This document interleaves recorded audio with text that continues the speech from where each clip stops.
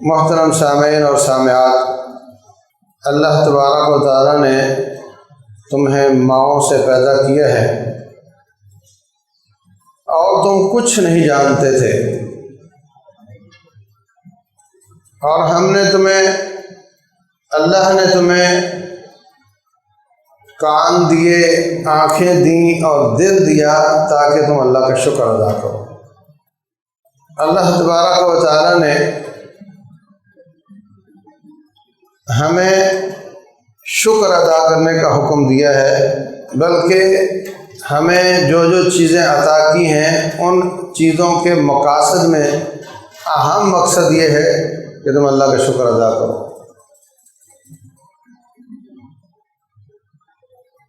اللہ تعالیٰ کا شکر ادا کرنا، پھر انسانوں کا شکر ادا کرنا، یہ اللہ تعالیٰ کا حکم ہے۔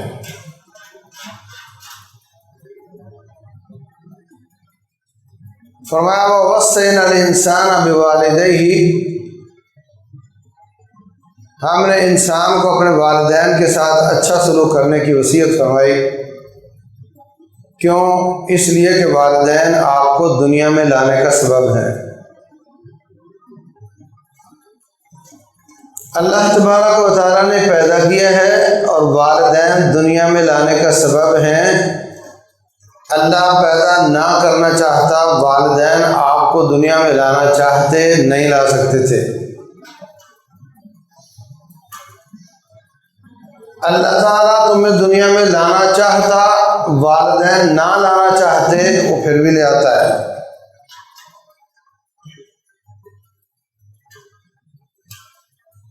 تو سب سے زیادہ احسان اللہ تعالیٰ کا ہوا۔ پھر دنیا میں آ گئے، آنے کے بعد اگر اللہ کو نہ پہچانتے، اللہ تبارک و تعالیٰ کے بارے میں عقیدہ درست نہ رکھتے، اس کی عبادت نہ کرتے، تو جانوروں سے بدتر ہوتے۔ اولئک کالانعام بل ھم اضل، قیامت والے دن جانور مٹی ہو جائیں گے اور انسان پکڑا جائے گا۔ تو وہ شخصیت جو رب الجلال سے ملاقات کر کے آئے اور انہوں نے آ کر بتایا کہ تمہارا رب کن کاموں سے خوش ہوتا ہے اور کن کاموں سے ناراض ہوتا ہے، اس ذات کا بہت بڑا احسان ہے کہ جس نے انسان کو انسان بنایا۔ پیدا اللہ نے کیا، پھر انسان کو انسانیت جس نے سکھائی، ان کا بہت بڑا احسان ہے۔ اس لیے اللہ کے بعد جس کا شکر ادا کرنے کا حق ہے وہ محمد مصطفیٰ ہے صلی اللہ علیہ وسلم۔ پھر ان کے بعد وہ والدین ہیں جو دنیا میں لانے کا سبب بنے۔ انسان کو جنتا ہے، اللہ اس کو پیدا کرتا ہے۔ انسان کو جننے والا ہے، اللہ اس کو پیدا کرنے والا ہے۔ یہ جملہ درست نہیں جو عورتوں سے پوچھا جاتا تم نے کتنے بچے پیدا کیے، غلط جملہ۔ پیدا اللہ کرتا ہے، خالق وہ ہے، انسان جنتا ہے۔ انسان کماتا ہے، اللہ رزق دیتا ہے۔ انسان کماتا ہے، اللہ رزق دیتا ہے۔ انسان جنتا ہے، اللہ پیدا کرتا ہے۔ تو رب الجلال والاکرام کا احسان سب سے زیادہ وہ شکر کا سب سے لائق ہے، زیادہ لائق ہے۔ اور اس کے بعد سب سے زیادہ احسان محمد مصطفیٰ صلی اللہ علیہ وسلم کا ہے۔ اس لیے وہ شکر کے زیادہ مستحق ہیں کہ ان کا شکر ادا کیا جائے، ان پر درود کثرت کے ساتھ پڑھا جائے، اور درود پڑھتے وقت بھی اس بات کا احساس ہو کہ میں ان کا شکر ادا کر رہا ہوں۔ ہم جب اپنی تقریر کرتے ہیں نا، جب آیت حدیث پڑھیں گے یا اپنی بات کوئی شعر پڑھیں گے تو بڑا مٹک مٹک پر، بہت چبا چبا کر، بڑے جناب اس کی تجوید سی کرتے ہوئے، اور جب درود کی باری آتی ہے تو اس کو ہم رگڑ جاتے ہیں۔ نبی صلی اللہ علیہ وسلم نے فرمایا، یہ غلط طریقہ ہے۔ اس کو عبادت سمجھتے ہوئے صلی اللہ علیہ وسلم کہنا چاہیے، سامعین کو بھی اور بولنے والے کو بھی۔ تو فرمایا رب الجلال والاکرام نے حملتہ امہ وہنا علی وہن ان اشکر لی ولوالدیک الی المصیر۔ کیا فرمایا؟ تیری ماں نے کمزوریوں کے باوجود تجھے اٹھائے رکھا، وفصالہ فی عامین،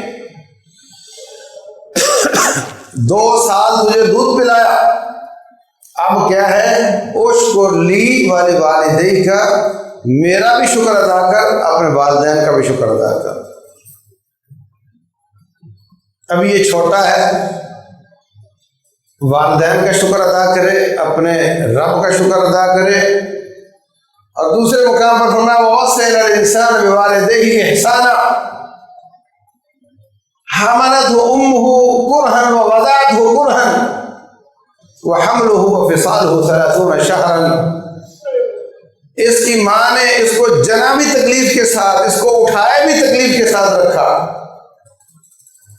اور اس کے اٹھائے رکھنے اور دودھ پلانے کی مدت 30 مہینے بھی ہے۔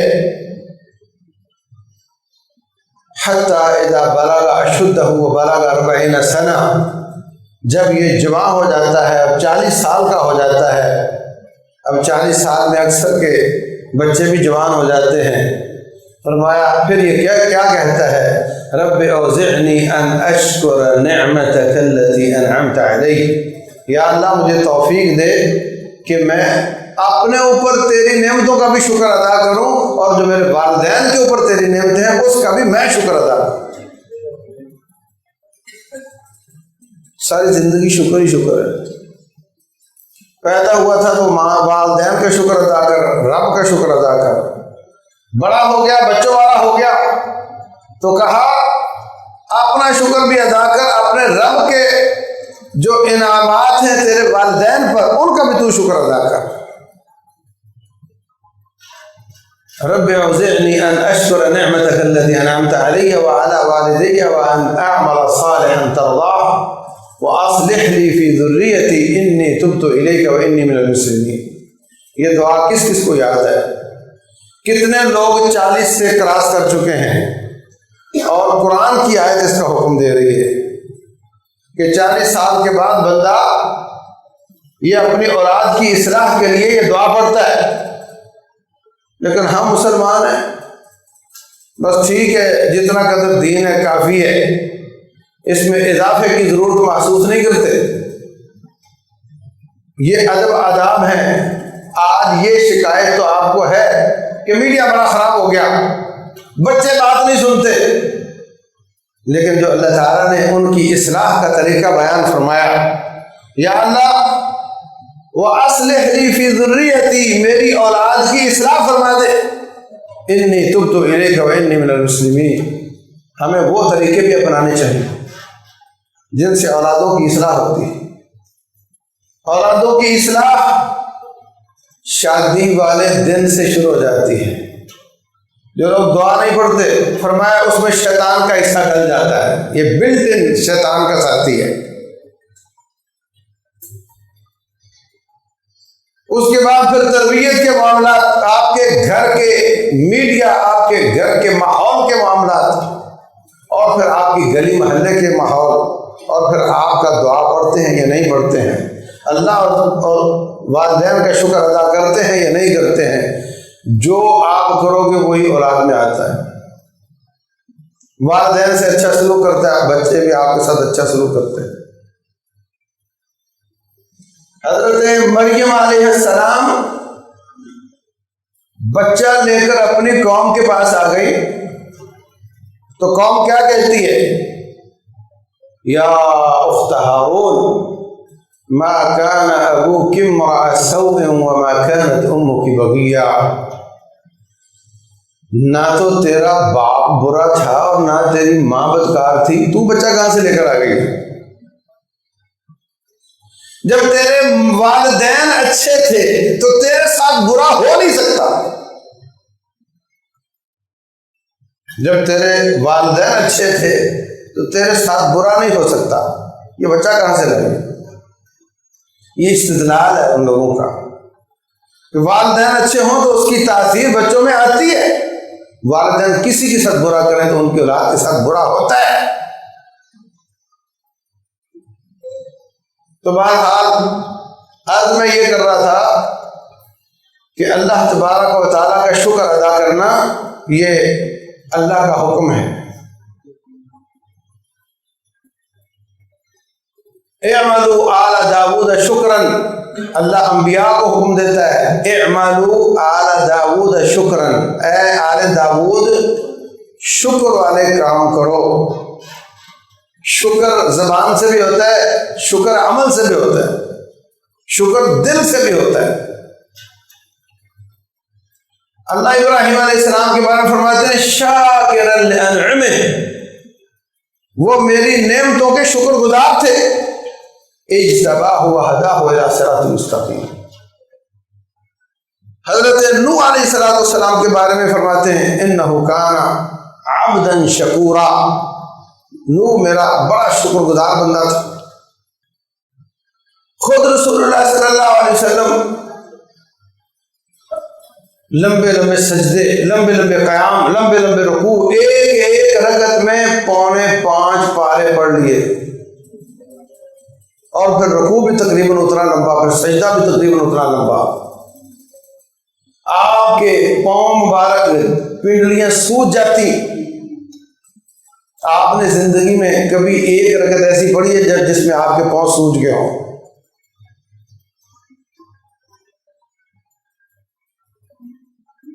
کسی نے کہہ دیا اللہ کے رسول آپ اتنا تکلف کیوں فرماتے ہیں، آپ تو معصوم ہیں، آپ پر کوئی گناہ نہیں۔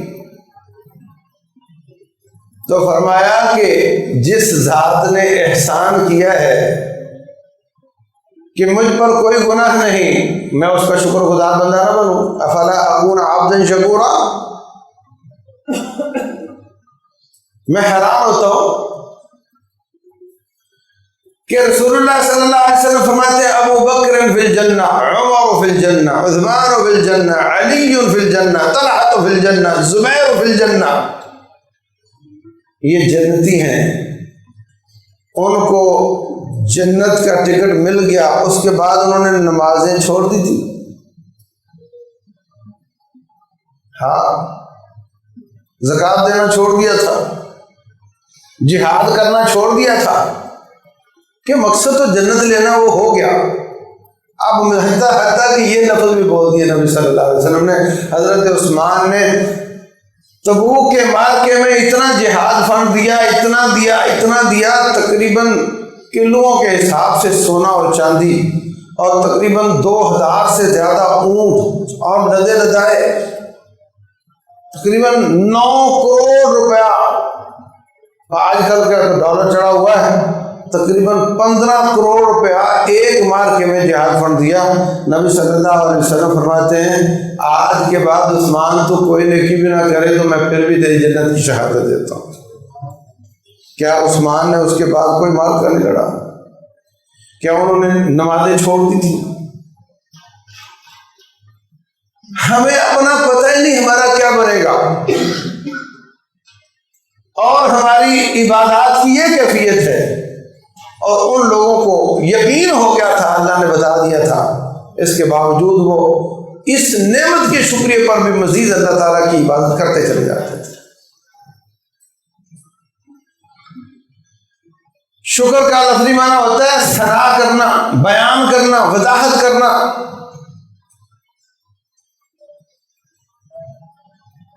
کیا تعلق ہے اس لفظ کا شکر کے ساتھ؟ کہ جب آپ پر کوئی احسان کیا جائے تو آپ اس کی وضاحت کرو، آپ اس کی تعریفیں کرو۔ رسول اللہ صلی اللہ علیہ وسلم فرماتے ہیں اللہ سے زیادہ کوئی ایسی ذات نہیں جس کو ثنا پسند ہو۔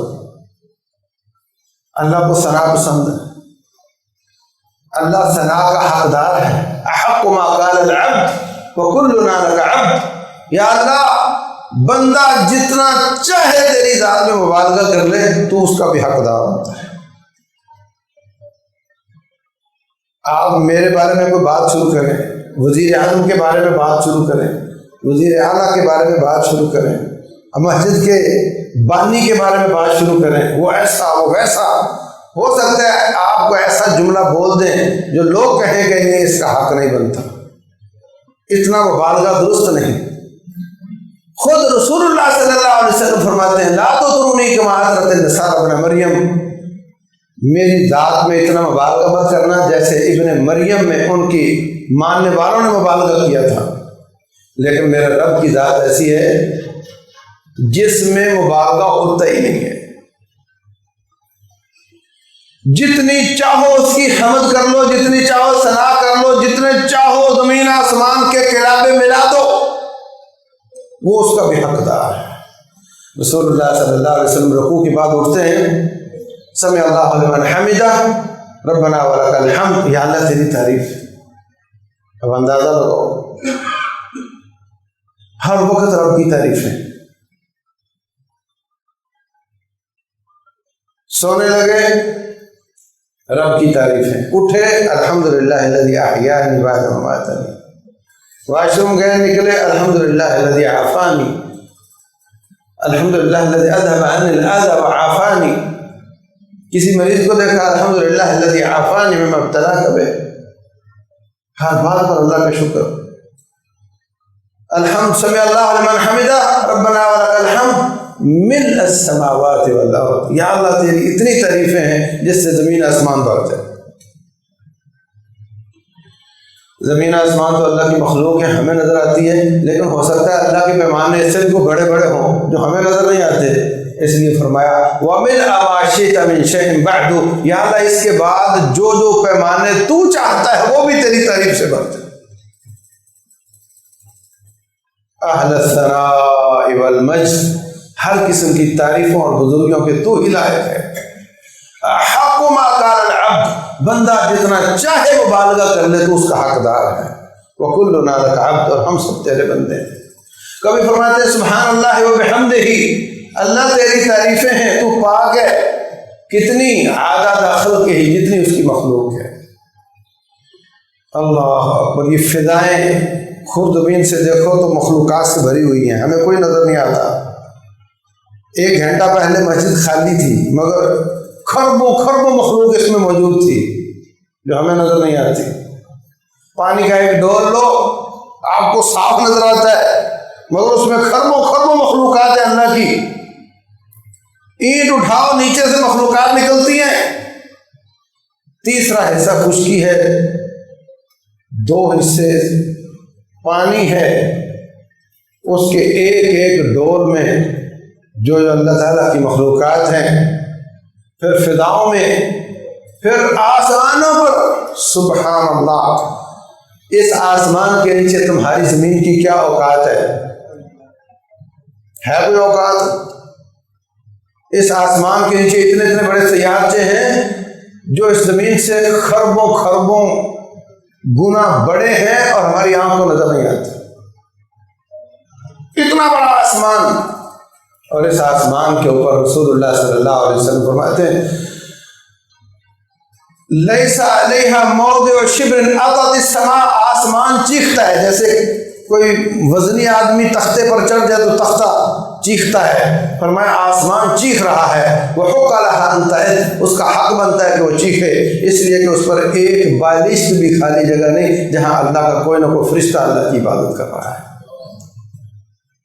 اتنی مخلوقات ہیں، فرمایا سبحان اللہ وبحمدہ عدد خلقہ، یا اللہ تیری اتنی تعریفیں ہیں جتنی تیری مخلوق۔ مخلوق تو جتنی بھی ہوگی آخر محدود ہوگی۔ لقد احصاهم وعدهم عدا وكلهم آتيه يوم القيامة فردا، اللہ نے اپنی ساری مخلوق کو گن گن کے رکھا ہوا ہے۔ یا اللہ وہ تو پھر محدود ہے، پھر تیری تعریف تو محدود ہو گئی۔ وَرِضَا نَفْسِهِ، یا اللہ تیری اتنی تعریف ہے جس سے تو خوش ہو جائے۔ وَزِنَةَ عَرْشِهِ، یا اللہ تیری اتنی تعریفیں جتنا تیرے عرش کا وزن ہے۔ وَمِدَادَ كَلِمَاتِهِ، تیری اتنی تعریفیں ہیں جتنی تیرے کلمات کی روشنائی ہے۔ عائشہ صدیقہ رضی اللہ عنہ فرماتی ہیں میں نے آپ کو رات کے اندھیرے میں اپنے بستر پر گم پایا، کہاں چلے گئے؟ آگے بڑھی، تھوڑا ٹٹولتے ہوئے میرے ہاتھ آپ کی پاؤں کو لگے تو مجھے اندازہ ہوا کہ آپ سجدے میں ہیں، تو میں آگے بڑھ کر آپ کے سر مبارک کے پاس سر رکھ کر سوچا کہ دیکھوں سنوں کہ اپنے مولا سے کیا باتیں ہو رہی۔ آج لوگ نبی صلی اللہ علیہ وسلم کو اور رب کو برابر کی ذات سمجھتے ہیں، گھر میں اللہ محمد برابر کا لگاتے ہیں۔ نبی صلی اللہ علیہ وسلم نے انگوٹھی بنوائی، محمد الرسول اللہ صلی اللہ علیہ وسلم لکھنا تھا، تو ترتیب یہی ہے، محمد اوپر ہو، رسول نیچے ہو اور اللہ اس سے نیچے ہو، لیکن آپ نے ترتیب الٹ کر دی، اوپر رب کا نام رکھا، نیچے اپنا نام رکھا۔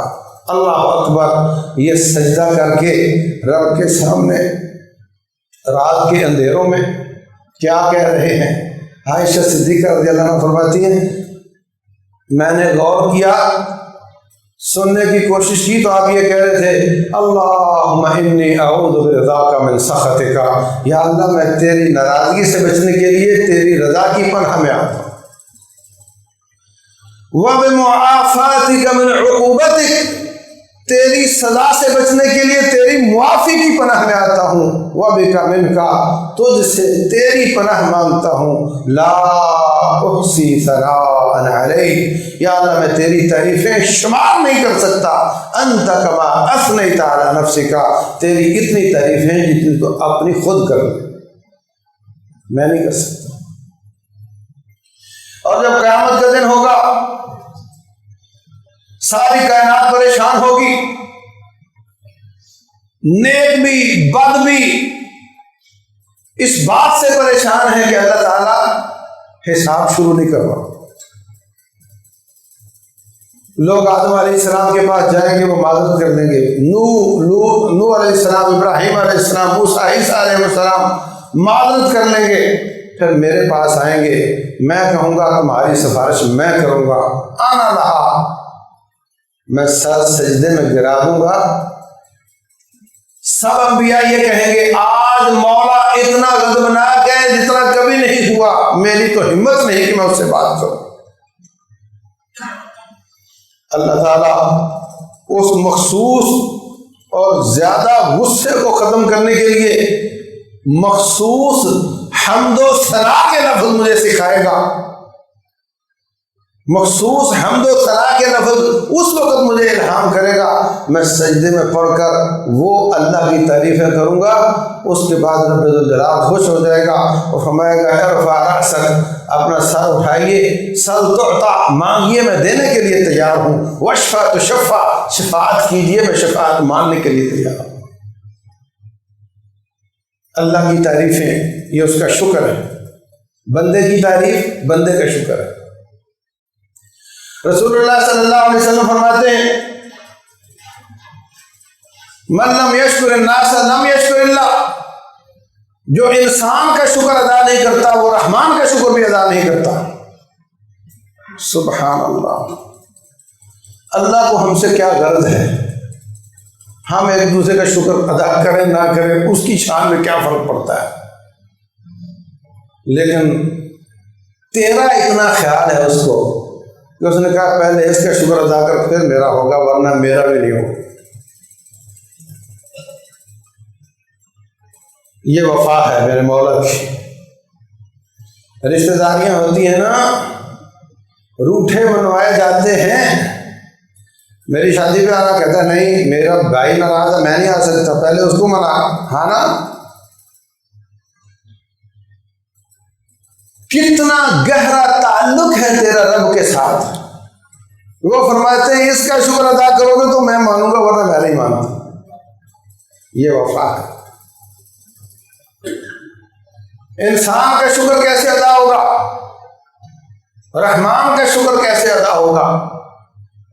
رسول اللہ صلی اللہ علیہ وسلم فرماتے ہیں انسان کا شکر اس طرح ادا ہوگا من صنع الیہ معروف فلیکافئہ، جس کے ساتھ کسی قسم کی نیکی کی جائے۔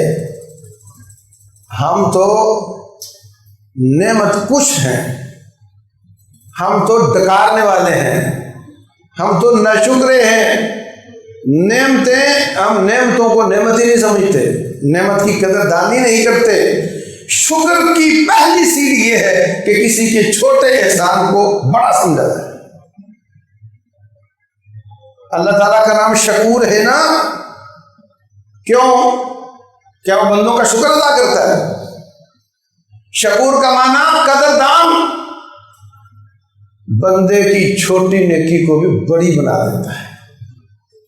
اللہ، رسول اللہ صلی اللہ علیہ وسلم فرماتے ہیں بس اوقات انسان ایک کھجور کا صدقہ کرتا ہے، یاخذہ الرحمن فی یمینہ، رب ذوالجلال اس کو اپنے دائیں ہاتھ میں پکڑتا ہے، فیربیہ کما یربی احدکم فلوہ او فصیلہ، جس طرح تم گھوڑے کے بچے کو پالتے ہو ایسے وہ تمہارے صدقے کو پالتا رہتا ہے۔ قیامت والے دن دیکھے گا نیکیوں کا پہاڑ نظر آئے گا، یا اللہ یہ دیکھیے تو میں نے کی نہیں، اور وہ جو کھجور دی تھا، تیری کھجور جتنا صدقہ تھا وہ میں نے بڑا بڑا کر پہاڑ کر دیا۔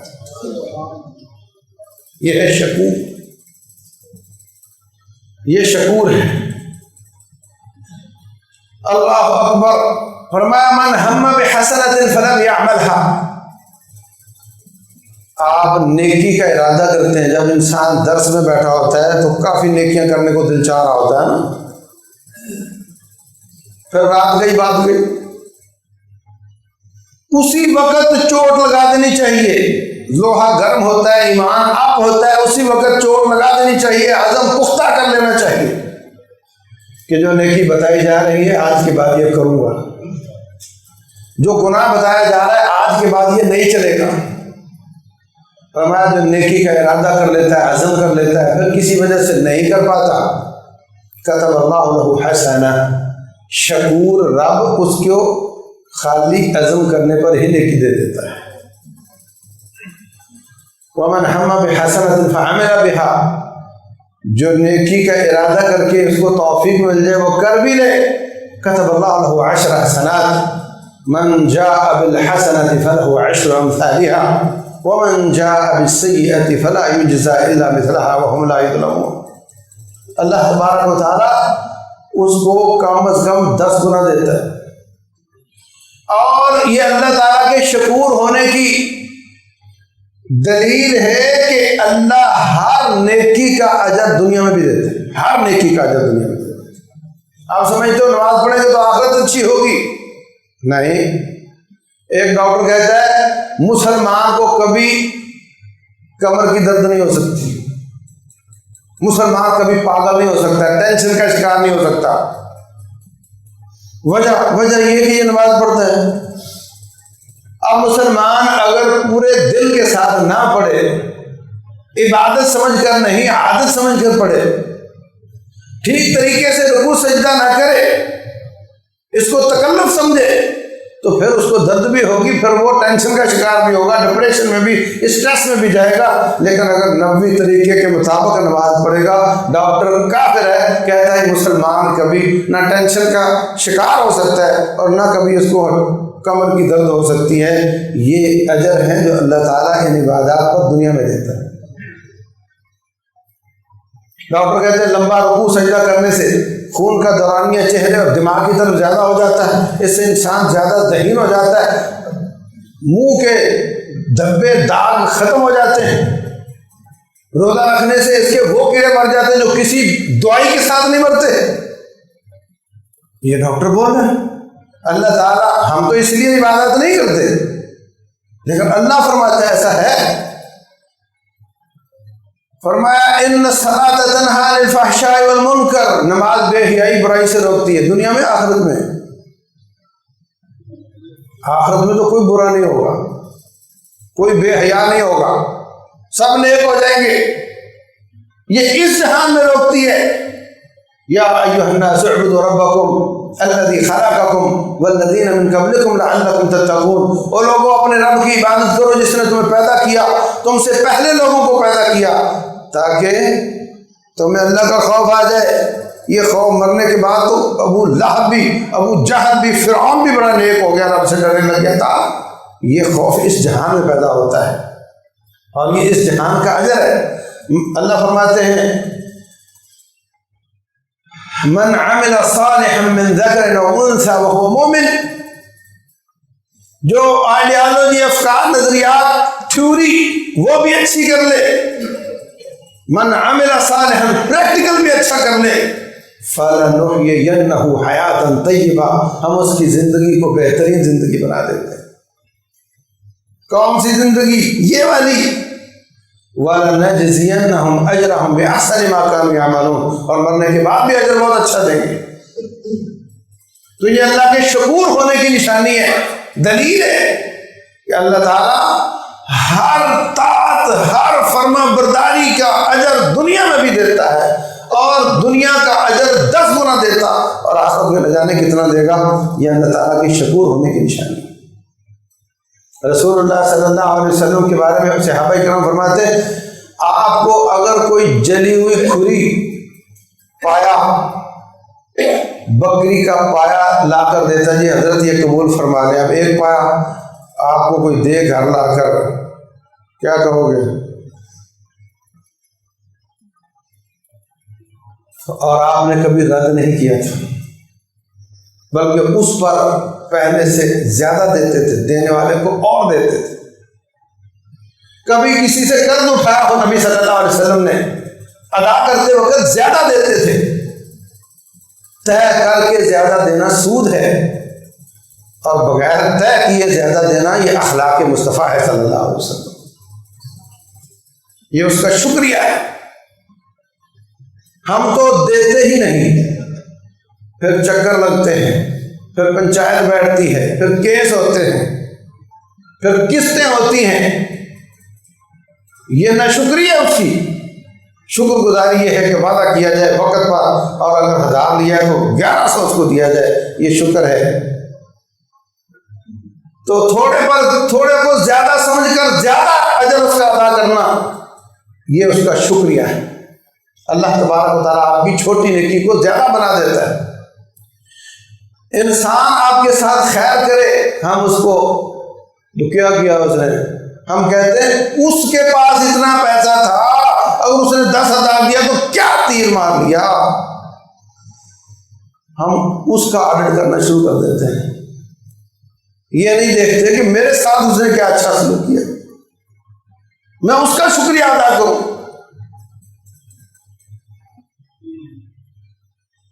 دوسرے کی خیر خواہی کو کم تر بنا کر، حقیر کر کے پیش کرنا، یہ اس کی ناشکری ہے، اور اس کی چھوٹی خیر کو بڑا بنا کر پیش کرنا، یہ اس کا شکر ہے۔ فرمایا رسول اللہ صلی اللہ علیہ وسلم نے، من صنع الیہ معروف، جس کے ساتھ خیر خواہی کی جائے، کسی قسم کی خیر خواہی کی جائے۔ میں کہتا ہوں نماز کے بعد ایک بچے نے اٹھ کر ایک آیت سنا دیا، آپ کو اپنے رب کا پیغام سنا دیا، اس کا شکر ادا کرو، کہو بھائی جزاک اللہ خیر، اللہ تجھے اس کا اجر دے۔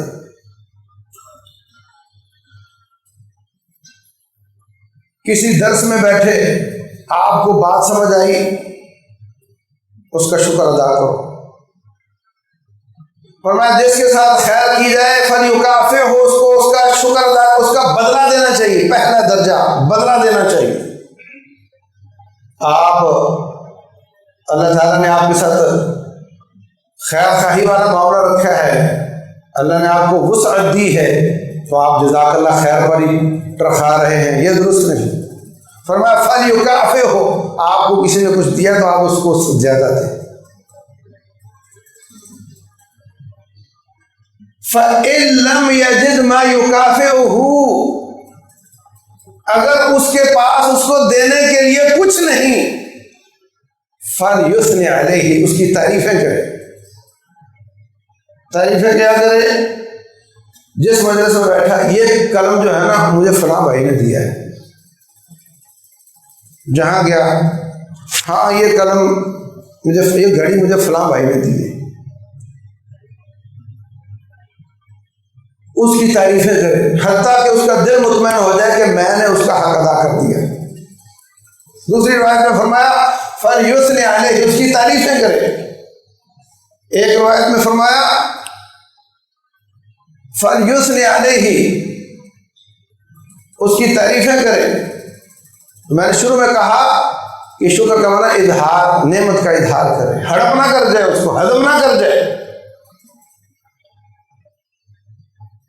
اللہ اکبر. دوسری روایت میں فرمایا فَلْيَدْعُ لَهُ، اس کے لیے دعائیں کرے. یا اللہ فلاں فلاں کی ایک بات سے مجھے فائدہ ہوا، تو اس کو اپنی جناب سے دے کر کے راضی کر دے.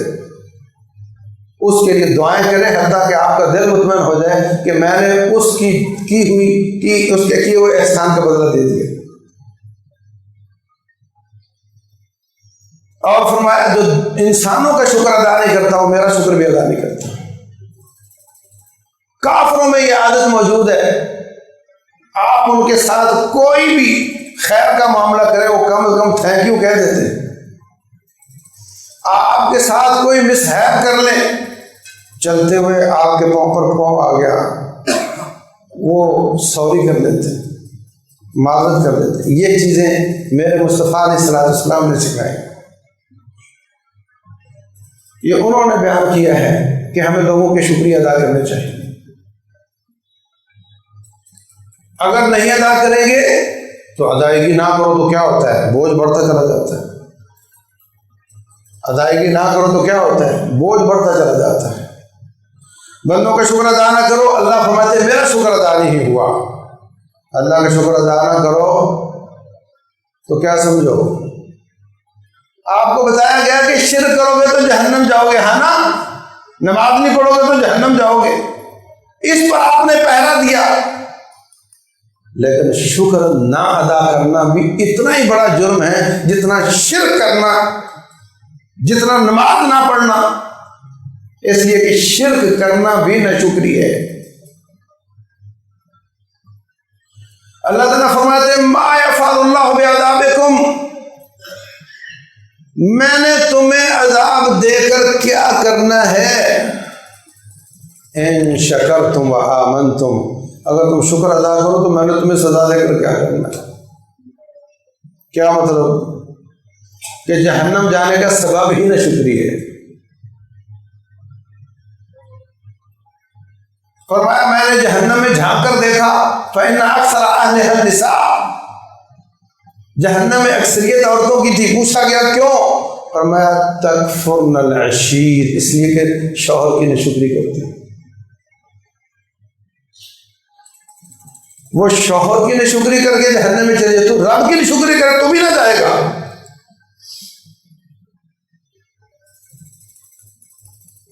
اگر تم شکر ادا کرو تو ہم نے تمہیں سزا دے کر کیا کرنا ہے. ان تشکروا یرضہ لکم ولا تزر وازرۃ وزر اخری، اگر تم رب کا شکر ادا کرو اللہ تم پر خوش ہو جائے گا. اور جب جج خوش ہو جائے تو مجرم کے خلاف کبھی سزا نہیں ہوتی.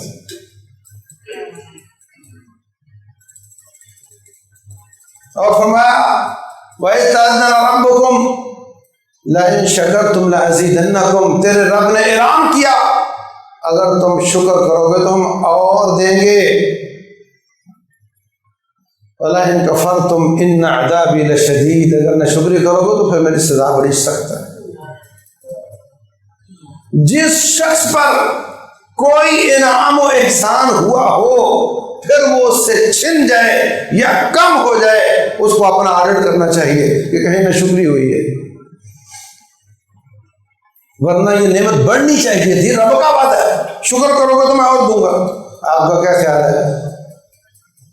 3 سال کا بچہ بسکٹ مانگے، آپ دے دو، کھا لے، پھر اور مانگے اور دو گے نہیں، وہ کھا لے اور دے دو گے. اور اگر پہلے ہی توڑ کر پھینک دے پھر کہیں اور دو گے. تو جو اللہ تعالیٰ کی نعمتوں کا غلط استعمال کرتے ہیں، جہاں 2 روپے لگ رہے ہیں وہاں 4 لگا دیتے ہیں، جہاں پیدل جانا چاہیے وہاں گاڑی پہ جاتے ہیں اور سمجھتے ہیں کہ میرا مال ہے میں نے کمایا. اگر تو مسلمان ہے تو نہ جان تیری جان ہے نہ مال تیرا مال ہے. ان اللہ اشتری من المؤمنین انفسهم واموالهم بان لهم الجنہ، جب سے تو نے کلمہ لا الہ الا اللہ پڑھا اس دن سے تیرا رب کے ساتھ معاہدہ ہو گیا ہے، میری جان میری نہیں، میرا مال میرا نہیں، تیرا ہے، اور تیری جنت میری۔ اب وہ اپنا کمایا ہوا بھی اتنی احتیاط سے استعمال کر جتنا اللہ کا مال ہوتا ہے۔ عثمان غنی آپ کو نظر آتے ہیں تو پیسے والے تھے، وہ اللہ کے مال کے نگران تھے۔ میرے جملے پہ غور کرو، وہ اللہ کے مال کے نگران تھے۔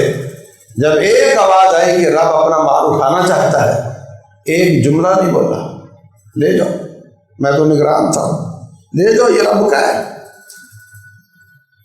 اور جب رب کا مال رب کو دے دیا، اپنی جان بھی پیش کر دی، تو فرمایا تو ادھر بیٹھا بیٹھا ہی جنتی ہے۔ جب تیری پیمنٹ ہو گئی تو اللہ نے اپنی جنت کی ڈلیوری کر دی۔ اور اگر تو اپنی جان کو اپنا سمجھتا، اپنے مال کو اپنا سمجھتا ہے، تو پھر سودا کچا ہے تیرا، پھر جنت کا سودا ٹھیک نہیں تیرا۔ اس لیے بھائیو، اللہ کی نعمتیں وَجَعَلَ لَكُمُ السَّمْعَ وَالْأَبْصَارَ وَالْأَفْئِدَةَ، اللہ نے آپ کو کان دیے، آنکھ دیے، ہاتھ دیے، مال دیا، اولاد دی۔ ان نعمتوں کو دیا کیوں؟ لَعَلَّكُمْ تَشْكُرُونَ، تاکہ تم اس کا شکر ادا کرو۔ ان کو اللہ تعالیٰ کی مرضی پہ استعمال کرو۔ تیری آنکھ وہ دیکھے جو تیرا رب چاہتا ہے، تیری زبان وہ بولے جو تیرا رب چاہتا ہے، تیرے کان وہ سنے جو تیرا رب چاہتا ہے۔ اپنی اولادوں کو اللہ کے دین کی طرف لاؤ، اپنی اولادوں کو اللہ کا دین پڑھاؤ۔ یہ قلت الرجال کا زمانہ ہے، علماء کی قلت ہے، ان کو اللہ کا دین پڑھاؤ، یہ اس کا شکر ہے۔ اپنے مال کو اپنی ضرورت کے مطابق استعمال کرو، اسراف نہ کرو، اور جو بچا ہے وہ اللہ کا سمجھ کر نگرانی کرو، جب اللہ کو ضرورت پڑے ادا کرو۔ یہ ہے اللہ تعالیٰ کی شکر گزار بندوں کی نشانیاں۔ تمام نعمتوں کو اللہ تعالیٰ کے دعوت کے میدان میں خرچ کر دینا، خود بھی اس میں لگ جانا، یہ بہترین شکر ہے اللہ کا۔ اور اگر یہ نہیں کر سکتے تو کم از کم اللہ کی دی ہوئی نعمتوں کو اس کی بغاوت پر تو استعمال نہ کرو۔ کیا سمجھے ہو؟ آپ نے کسی غریب کو سوٹ دیا ہو اور کبھی اس کے گھر میں چکر لگے تو اس نے پوچھا بنایا ہوا ہو، تکلیف ہوگی نہیں؟ بولو۔ ایسے جب رب تجھے نعمت دیتا ہے اور تو اس کو بے دردی سے استعمال کرتا ہے، اللہ تعالیٰ سے ناراض ہوتا ہے، اللہ سے ناراض ہوتا ہے۔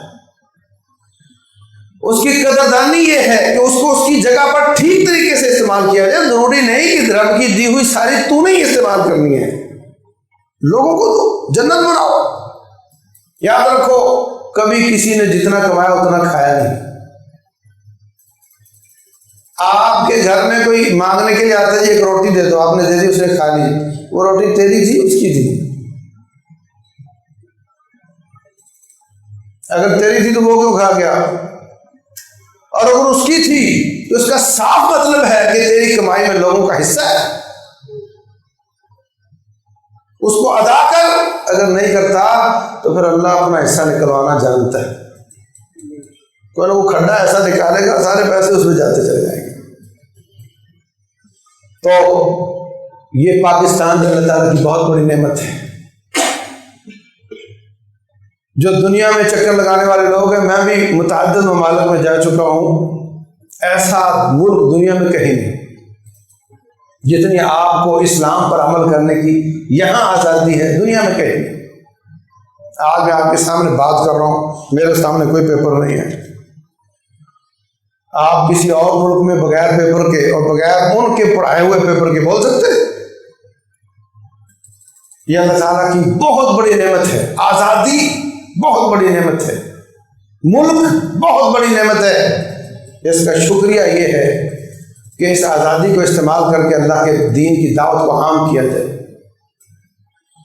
گانے گا کر ناچ کر آزادی نہیں بنائی جاتی، بلکہ آزادی بنانے کا طریقہ یہ ہے کہ اس کی طاعت میں اضافہ ہو، کی فرما برداری میں اضافہ ہو، اولاد کی تربیت میں اضافہ ہو، رب کے قرآن کی تلاوت میں اضافہ ہو، گھر میں قرآن کو پڑھا جائے، تاکہ ہم سمجھیں کہ اللہ تعالیٰ آپ کو آزادی دی تھی، آپ نے ٹھیک فائدہ اٹھایا، پھر اللہ تعالیٰ آپ کے ملک کو بڑا کرتا چلا جائے گا، کیونکہ اس کا وعدہ ہے لَإِن شَكَرْتُمْ لَأَزِيدَنَّكُمْ، ہم تمہیں اور دیں گے۔ اور اگر اس ملک کی ناقدری کرو گے تو اللہ اس کو چھوٹا کرتا جائے گا۔ ایسا ہوا نہیں پہلے، چھوٹا کرتا جائے گا۔ اللہ تعالیٰ ناشکری سے بچائے، شکر گزار بندہ بنائے۔ واللہ اعلم، صلی اللہ وسلم وبارک علی نبینا محمد۔